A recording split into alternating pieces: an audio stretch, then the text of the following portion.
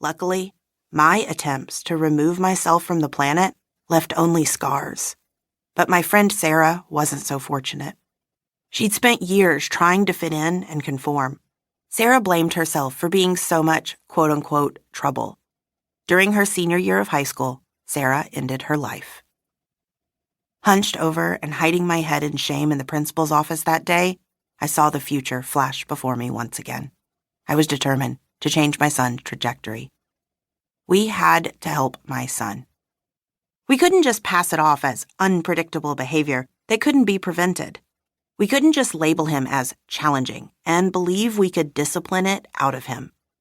He deserved better. I didn't have a clue how I was going to help my son, but I knew I was the only one who was determined to take on that challenge. Let's talk about that kid. For a dozen years, I taught in inner-city schools with class sizes up to 48. Yes, 48 children at a time. My passion was for students who didn't quite fit the mold. They came with a paper trail behind them and were considered too loud, too emotional, too distracted, and for most teachers, too much trouble. In my classroom, there were more than one every year. The teachers before me had warned me, and the children's parents even dropped them off with their heads hung low. The part that hit me in the gut, that kid knew it. They not only felt the disappointment and frustration, they owned it. I was obsessed with finding out what others didn't know, the part that people didn't see or tell me about that child. I was determined to learn how to connect with and understand these kids.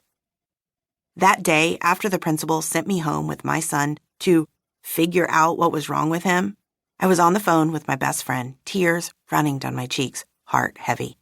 Suddenly, I realized what was going on. I muttered, I have that kid. That kid is too emotional, too loud, unruly, mean, too distracted, always in trouble, and possibly aggressive. The real challenge. I wondered if anyone would ever get to know my child. Would they ever truly see the kid I loved and saw at home when all the stressors were gone? After realizing my son was that kid, and no one else could or wanted to hear or see what he was trying to communicate through his tantrums, outbursts, and meltdowns, I did the unthinkable. I quit my job, pulled my son from school, and dove in head first. I had two goals. One, I wanted my son to stop blaming himself for not fitting in. And two, I didn't want him to blame the world for not understanding him. My son didn't need more diagnoses, more therapy, more strategies, or even more discipline. He needed one person who could see him for who he was behind the outbursts, who believed he was worth fighting for, who knew he wasn't a lost cause. I was that person. And because you're listening to this audiobook, I know that you are that one person for your child.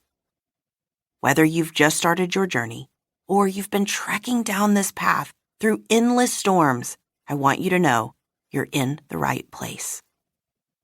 Find a quiet spot. My favorite is my purple chair in the corner of my living room. Grab a hot cup of coffee or tea. It's okay if you need to microwave it a few or a lot of times. And settle in. You've got this. The first thing you need to know is that you are exactly the parent your child needs, exactly as you are with your imperfections, unshowered bedhead, cold coffee, and messy kitchen. You can do this, no matter how little you believe that right now. With all my heart, I know this to be true. How do I know?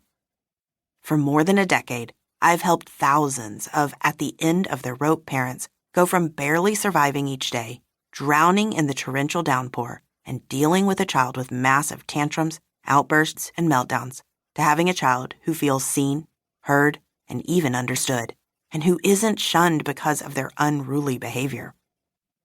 I've witnessed hopeless parents succeed in creating families that see each other for who they are, problem solve together, enjoy spending time together, empower and advocate for each other, and have hope for the future. But more than that, I've been in the trenches and survived. I can't count the number.